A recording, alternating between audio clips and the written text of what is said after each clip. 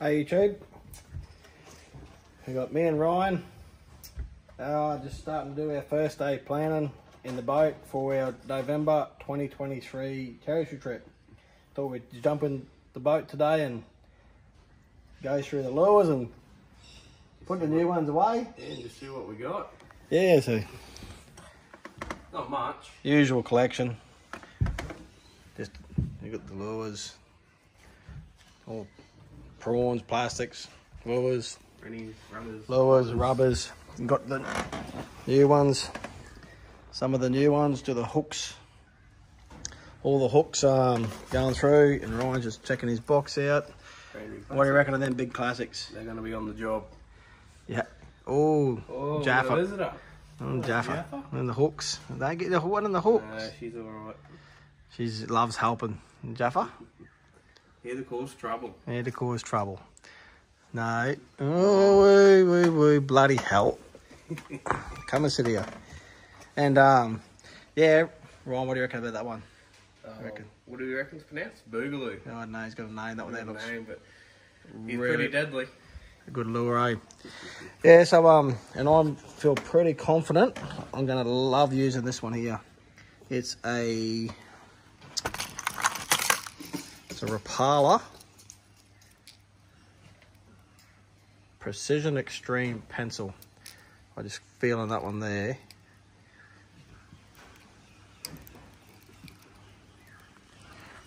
What Barramundi is not going to want to eat that. Yeah, so just packing it all up. Getting some stuff organised today with our fishing gear. And we leave, when do we leave? About 3 weeks. 3 weeks. About 3 weeks. So just going through the processes. We're checking fishing gear out. I'm going to replace the battery in the boat. I always love to go with it, even though it's twice a year we go, but I just put a new battery in a year for $200. It's not worth the pain in the middle of nowhere to have a battery that starts playing up, or it's just not worth for the cost. Everyone thinks, oh, it's been only new, but they stuff up and it creates a drama. Had it happen before, it's not worth for planning a whole trip for the whole annual trip and then to be let down something as simple as that, which turns into a problem. And make sure all the charging's working for the batteries. Going through the remote, make sure the batteries, get new batteries for that. Love our RMGs, Calcos. It's awesome. All right, so we'll keep packing and we'll go to the stage 2 of the packing when things to put in as well, and for a bit of a middle of nowhere trip. Yeah. All right, we'll keep going.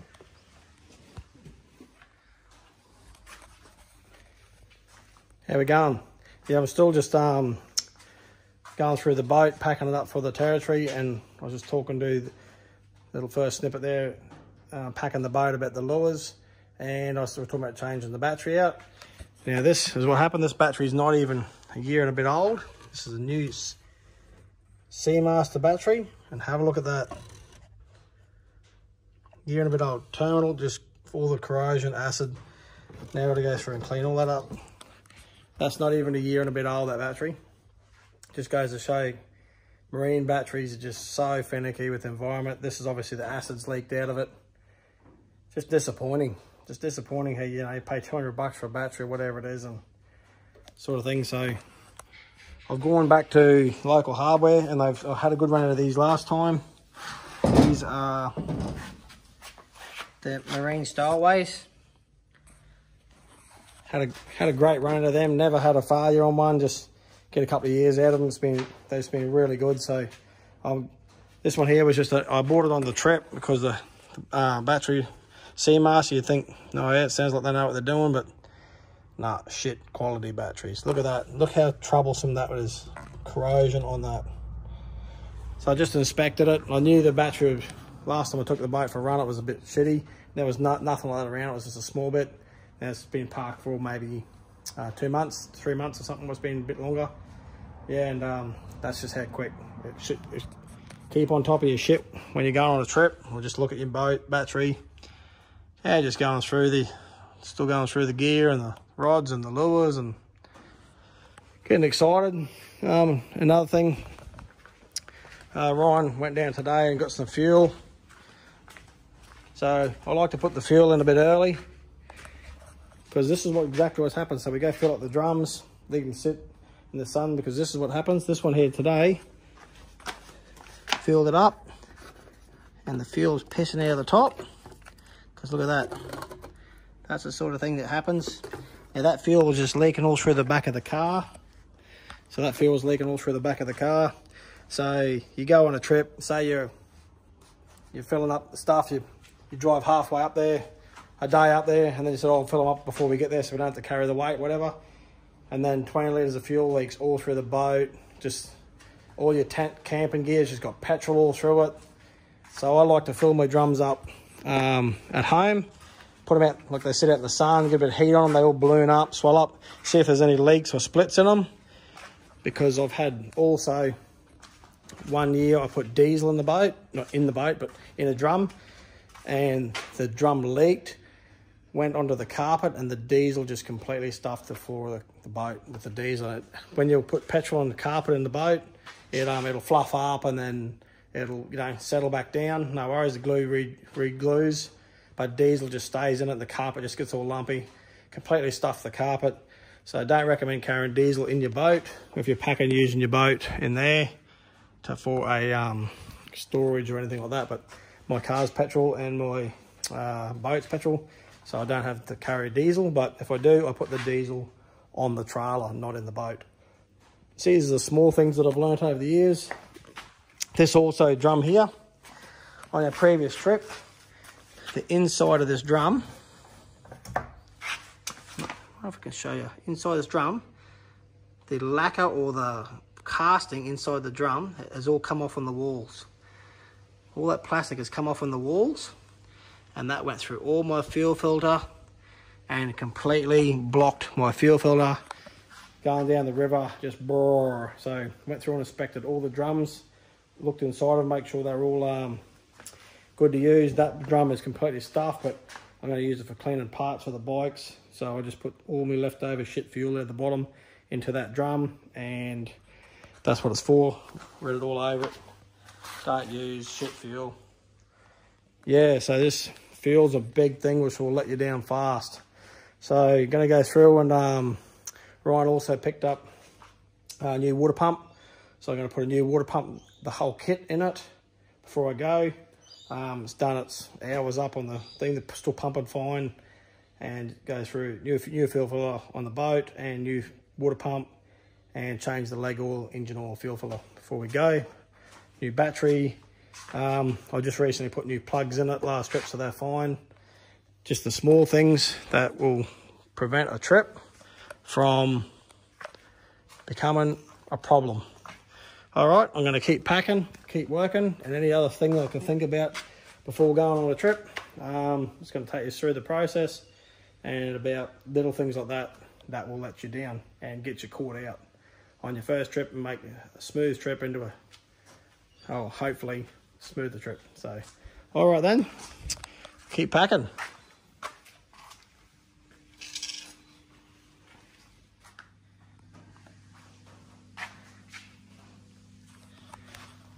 Righto, today, another day, we're getting ready for the territory trip again, poking along and doing the service on the 70 today. Engine and filters, and we got Ryan doing me water pump. What are you up to, mate? Putting it all back together. And he's got the whole water pump repair kit. I like to put the whole kit in, not just the impeller. When I do it, after she gets about 300 hours on it, so just gets the whole kit fresh, all the seals, and then yeah, impeller. So Clean. all these seals go down here. That keeps the water from the it goes into the gearbox. So drain all the new oil, but yeah, it's all nice and clean in there. It gets full of sand and everything in here, so I just cleaned all that out. It's got 1400 hours on this thing, on this 70. she's all in good shape. Look after the old girl. Give it plenty of work. There's plenty of shallow work, but yeah.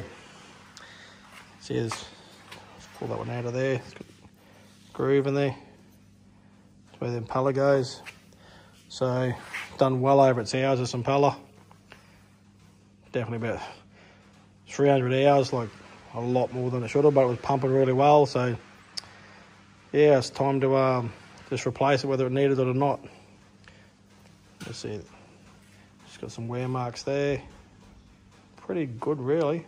Does a lot of shallow and yeah, very good. Yeah, I'd like to replace the kit, so that's today.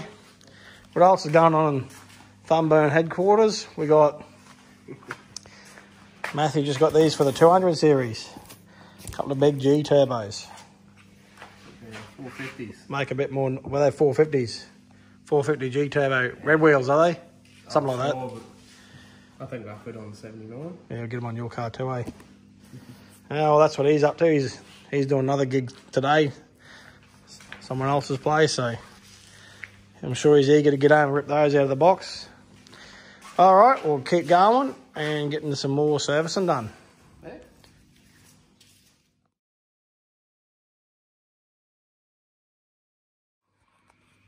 A few days into getting the boat sorted, and I found when I changed the water pump, I found a little bit of water in the bottom of the gearbox.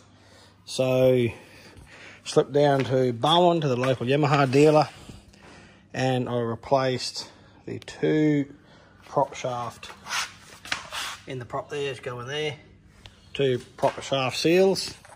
Found one of them had just been, with all the 1400 hours of use, just a bit of dirt and sand and everything had got in there, and looks like it let one fail, and then that's got into let the next one started a leak. It wasn't bad, but it was obviously just enough to get something in there. So we replaced those. Hopefully that's good now. Hopefully the water hasn't done no damage in there. It wouldn't have been used, and there would have just been from the last trip when I changed the oil. And also on the last trip, when I had the fuel tank issues, and we had to keep pumping up the bulb after, from 2011 to this one, the genuine Yamaha bulb's really hard.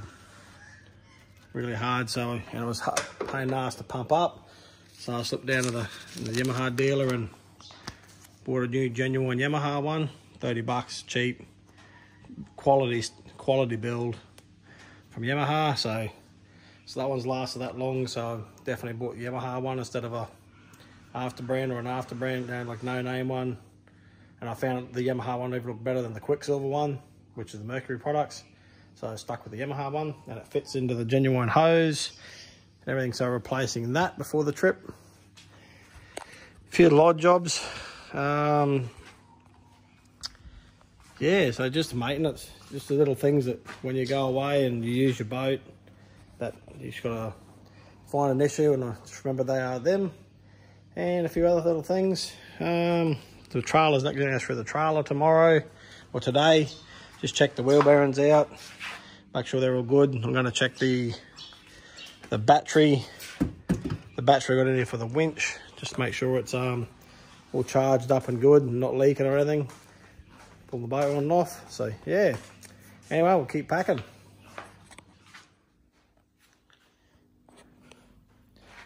Well, we're still doing the packing the boat and getting the gear ready for the trip. This is just a few snippets I'm just going to do into one movie.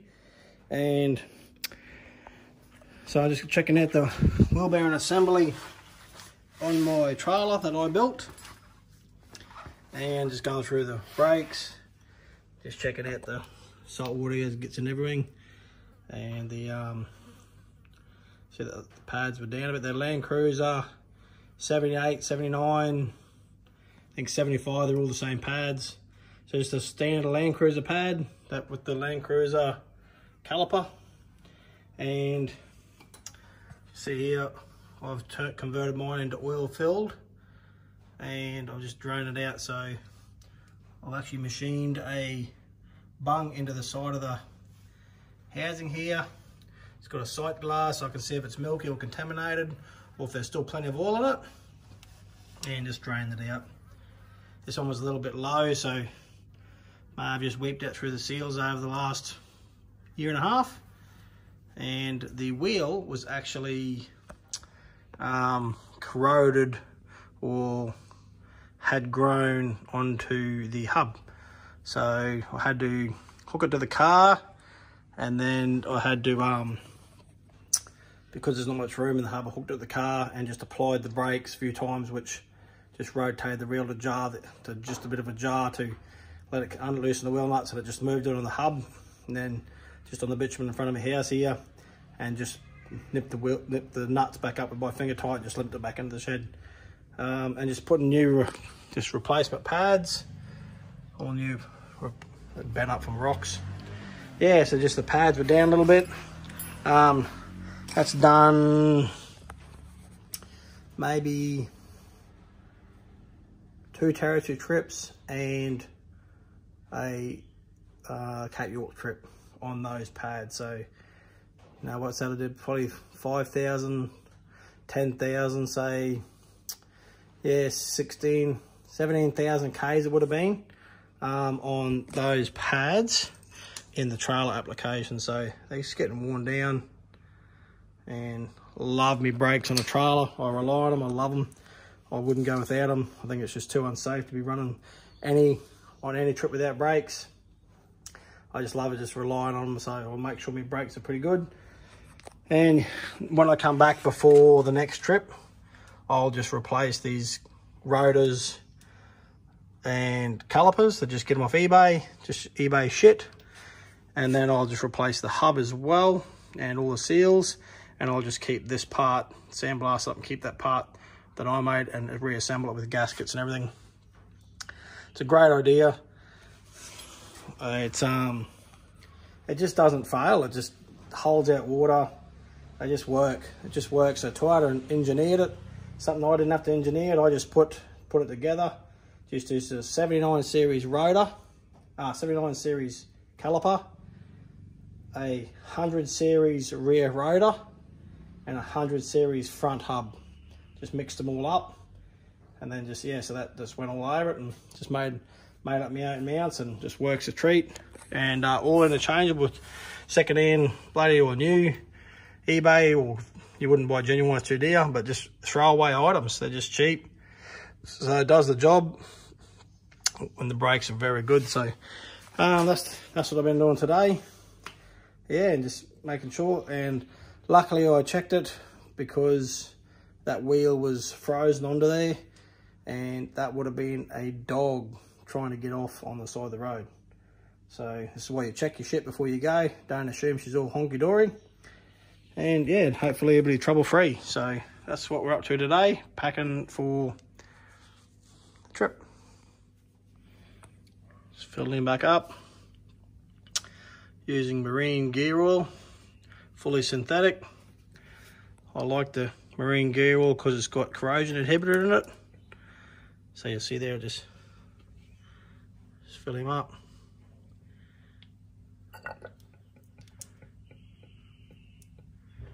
Fill it up to about just a bit over halfway so I can see an air bubble.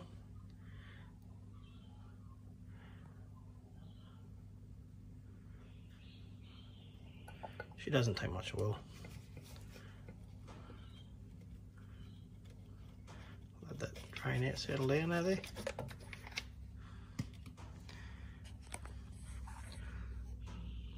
So you can see if it's milky, or if you've still got plenty of lube in it. That'll settle down a bit now, because it goes into another, like inside those old spindles, there's a fair void of gallery of oil in there. So it's not just the bearing area. The actual spindle, you'd say, or the stub, the Toyota one is hollow from where the axle comes through, so it actually takes quite a considerable amount of oil inside that gallery as well. So maybe 500 mil, I suppose. That's maybe less than that, maybe 350 mil, 300 mil maybe. It would take to fill up the whole thing, so something like that. Maybe a little bit less, I'm not sure. Never measured it, not bothered to measure it. All right, yeah, use any oil, but I like marine gear oil, full synthetic, and because it's got, you'll read on the back, It'll say formulated to meet stuff, and it goes on. They say about superior thermal oxidization, stability, increasing cleanliness, and yeah, easier. So it definitely has water inhibitor in it for saltwater environment.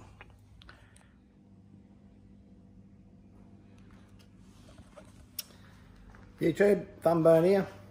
What are we up to? Just finished night shift, 7 nights, and got the last few days off work now to pack the boat before we head to the territory after another round of 7 day shifts. And we're off, and just got these beauties in the mail. Got into these through following Instagram. Ando at King Brown Lures in WA, Australia. And have a look at these. Look at this thing. Look at the size of these. Great big prawns. Now that is a big 12-0 hook. Look at the thickness of that. Got the eye on the bottom to put your treble on. And look how good these colours are. How good are these things? Look at the size of them. Now that is a barra prawn. That is a quality barra prawn. Yeah, so he saw him on the Instagram and messaged him, and straight out he just sent him out. King Brown Lures, shout out to him, because mate, what a top idea making a big ass prawn like that. Look at that size of that thing. That's not a barra lolly. Well, and look at that hook. You won't be bending that.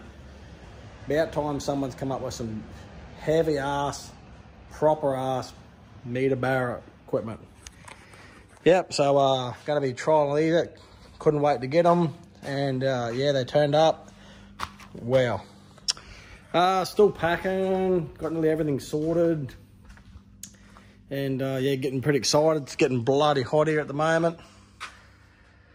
Yeah, so packed the car. Car's sort of all packed up. Mostly, it's got it out in the sun, giving her a charge. Yeah, just packing a bit of gear.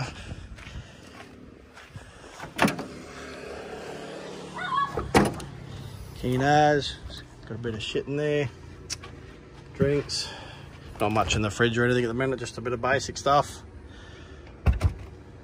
Bloody excited. Yeah, you wake up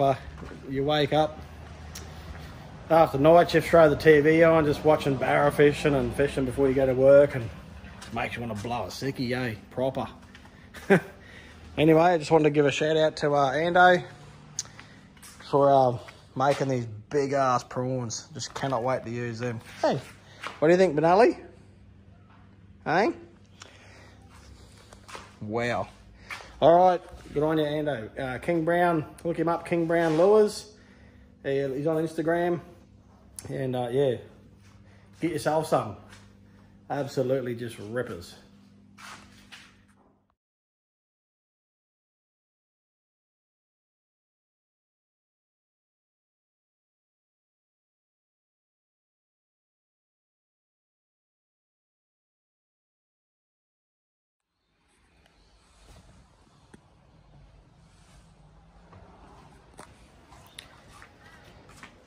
Another little add onto the video, just still packing, and I'm just putting a USB into the roof of the RAM for the Hammer GPS, and everything's pretty much done. Just pokes along, and just packed a few tools up. Just get all the Makita gear in, and just a few tool bags. Yeah, so just still packing, not packing just continuously, it's just little things. You sit down and you go back and do something, you think, oh, I better put that in, I better put that in. You don't want to get too carried away with putting too much shit in, but it's just the small things like, I don't know, like screws, rivet gun. Sometimes if something comes loose, like your transducer comes loose, you just want to just put a stainless screw in it or break something out. Just a few little odds and ends, and yeah, very excited. This will be the last video I'm doing before we go. Go back to work. And then, yeah, we're heading out. So I was going to post this video up. It was just, some people might be interested in about packing and some people might not give a shit about packing, but it's just a few things we go through and plan the preparation, you know, preparation and planning. Just generator and fuel and swag and matting for the camp to put your tents on. Yeah, fridge. So I keep the fridge is already going. Just you know, like your Gatorade drinks. That's already cold. I leave that on. It's plugged in. And so when I'm on the road,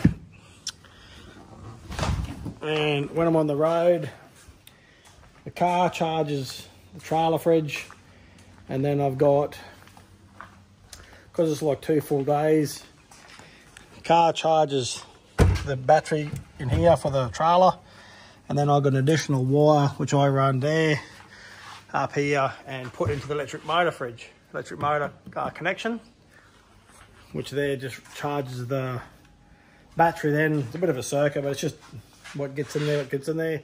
You can leave the fridge running for 2 days in there. When you, say you pull up on your first night, you'll get there, and the next morning the fridge will be cold, and you don't have to worry about unpacking, because we normally get there at dark, unpacking, then trying to cool everything down for the next day. Just learned all this over the years. Everything's prepped then. Once you get ready to go on your first morning, all your drinks are cold, ready to go.